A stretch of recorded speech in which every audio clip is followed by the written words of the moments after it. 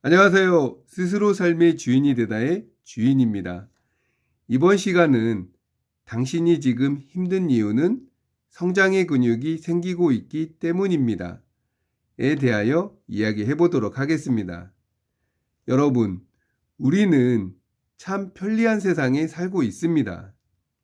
기술은 발전하고 모든 것이 단축되었지만 우리의 삶은 어떤가요? 몸은 게을러지고 힘든 것은 피하려 하며 모든 것을 돈으로만 해결하려 합니다. 하지만 기억하시기 바랍니다. 부자를 외친다고 부자가 되지 않듯 벨벳 미크폼을 상상만 한다고 만들어지지 않습니다. 고통을 이겨내고 매일 노력의 대가를 치렀을 때 비로소 우리는 진짜 기쁨을 만끽할 수 있습니다. 바쁜 매장에서 이마에 땀이 흐르도록 피크타임을 보내보셨나요? 그 치열한 현장은 어느 곳보다 값진 배운터입니다. 손님 응대부터 위생, 재무, 직원 관리까지 몸이 직접 기억한 지식은 절대 잊혀지지 않습니다. 넘어지고 깨지며 몸에는 상처가 생기지만 머리는 살아남기 위한 지혜를 저장합니다. 편리한 곳만 찾지 마십시오.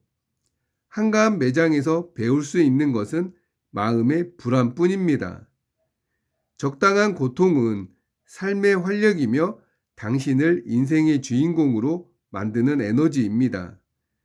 일은 고통이 아니라 축복입니다. 만약 당신의 꿈이 지친 영혼을 치유하겠다는 것이라면 매일 반복되는 기본 작업이 더 이상 지루하지 않을 것입니다. 인사부터 재료 선택까지 처음엔 힘들겠지만 그 진심이 쌓여 손님이 늘어날 때 느끼는 행복은 이루 말할 수 없습니다. 무엇을 더 줄까를 고민하며 생산하는 삶을 살 때 우리는 매일 설레는 아침을 맞이할 수 있습니다. 갈 곳이 있고 나를 찾아주는 사람이 있다는 것, 그것이 인생 최고의 행복입니다. 고통과 배움의 자세에 대해 공자께서는 이렇게 말씀하셨습니다. 임무원려 필류군우. 사람이 멀리 내다보며 깊이 생각하지 않으면 반드시 가까운 곳에 근심이 생긴다는 뜻입니다. 당장의 편안함만 찾으면 반드시 위기가 닥칩니다. 또한 공자께서는 사람에게 신의가 없으면 아무것도 할 수 없다고 하셨습니다. 고통스러운 반복 훈련을 통해 실력을 쌓고 신의를 지키는 것, 그것이 바로 성공으로 가는 유일한 길입니다. 방심하면 교만해지고 생각하지 않으면 나태해집니다. 스스로에게 떳떳한 삶을 살기 위해 이것을 실천하십시오. 하루를 돌아보며 실수한 것은 없는지 성찰하십시오. 부끄러움을 알아야 발전하고 고칠 수 있습니다. 배움은 평생입니다. 생각이 좁은 시각에 갇히면 고집불통이 됩니다. 유연한 사고를 위해 끊임없이 노력하십시오. 외제차나 명품으로 나를 포장하지 마십시오. 고난을 이겨내고 얻은 내면의 당당함이 있다면 남이 알아주지 않아도 충분히 행복할 수 있습니다. 여러분, 소비하는 즐거움은 잠깐이지만 생산하는 힘은 영원한 행복을 줍니다. 고통을 이겨낼 때 큰 성공도 찾아오는 법입니다. 당신의 방향이 분명하다면 지금의 시련은 당신을 더 빛나게 할 굳은 살이 될 것입니다. 고통을 이겨낸 자만이 진짜 기쁨을 얻습니다. 외부의 화려함에 현혹되지 말고 당신 안에 무한한 에너지를 믿고 나아가십시오. 당신의 땀방울이 기적을 만드는 그날을 진심으로 응원합니다. 그럼 손자병법 화공편 2. 화공은 적을 뜸떠주는 것. 시작하겠습니다. 행화 필유인, 연화 필소구, 발화유시, 기화유일, 시자, 천지조야, 일자, 월제기, 벽익진야, 범차사수자, 풍지기일야. 불을 놓을 때는 반드시 조건이 있다. 방화도구는 평소에 준비해야 한다. 방화는 때가 있고 방화하는 날이 있다. 때는 건조한 날씨이다. 날은 달이 기, 벽, 익, 진을 지나는 날이다. 대체로 달이 이 네 개의 별자리를 지날 때 바람이 분다. 불을 놓을 때는 반드시 조건이 있다. 불로 공격할 때는 조건이 구비되어야 한다는 뜻이다. 조조는 이렇게 해설했다. 첩자가 있어야 한다.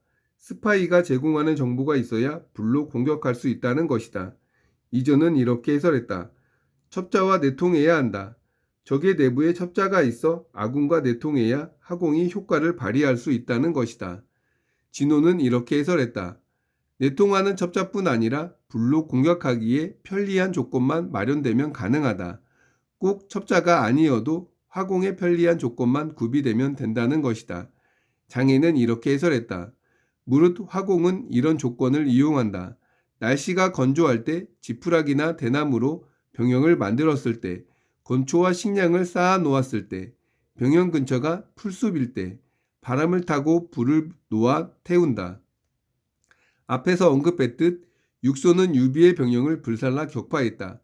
그 당시 육소는 총나라 군대가 병영을 지푸라기나 대나무로 만들었고 건초와 식량을 쌓아 놓았고 병영 근처에 풀숲이 있음을 파악하고 화공을 구사한 것이다.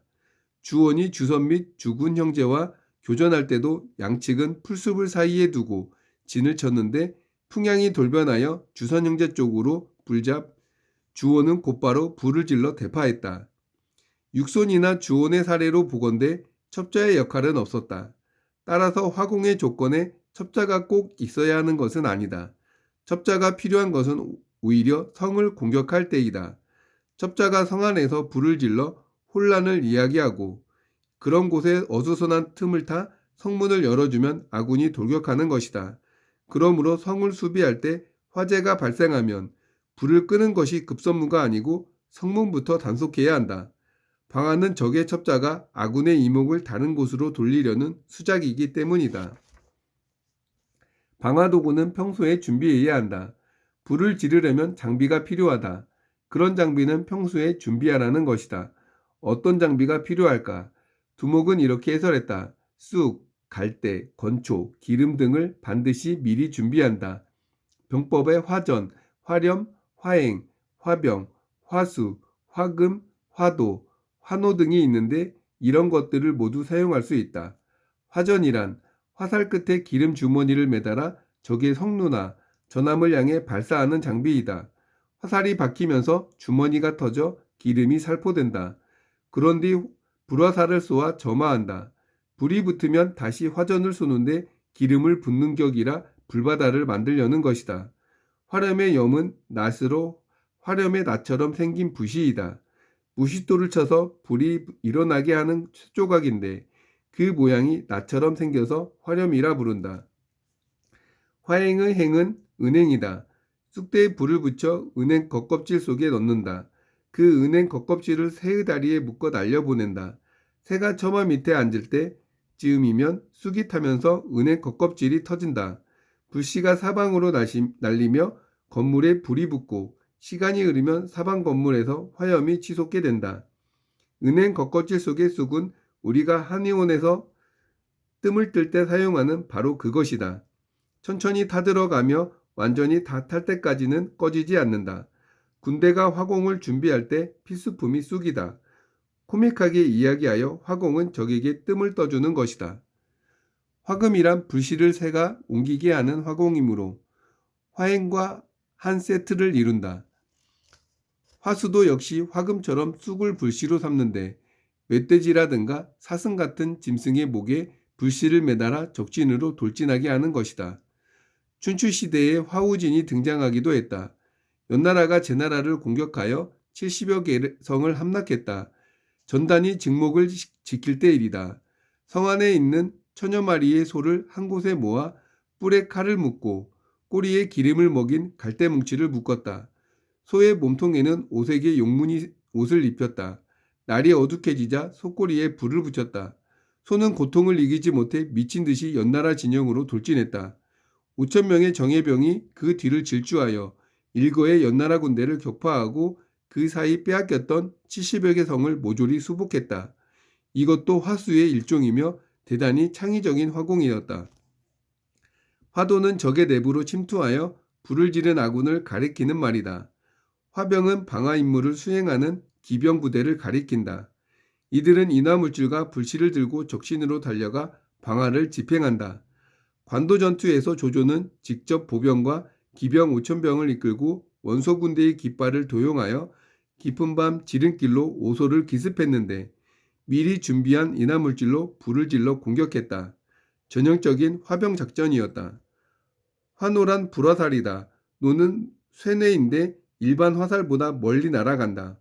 화살 끝에 인화물질을 매달고 불을 붙여 날리는 것이다. 어둑할 무렵 수백 발의 화살을 적진으로 발사하여 군수물자를 태운다. 적진이 혼란에 빠지면 그 틈을 타 맹공을 퍼부어 격파하는 것이다. 방화는 때가 있고 방화하는 날이 있다. 메요시는 이렇게 해설했다. 마구잡이로 하지 말라.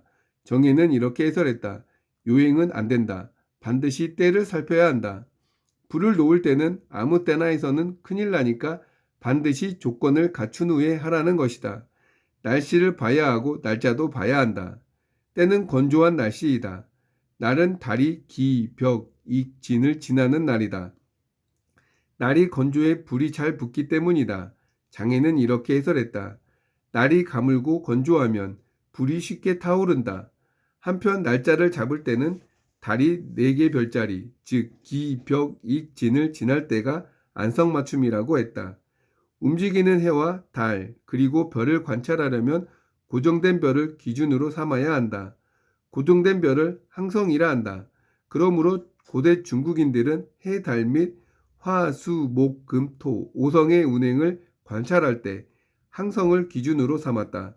관측을 통해 황도와 적도 부근에서 28개의 황성을 발견했고 별들이 정착하여 잠드는 숙소라 하여 숙이라 했는데 별자리를 말할 때는 숙으로 읽지 않고 수로 읽는다.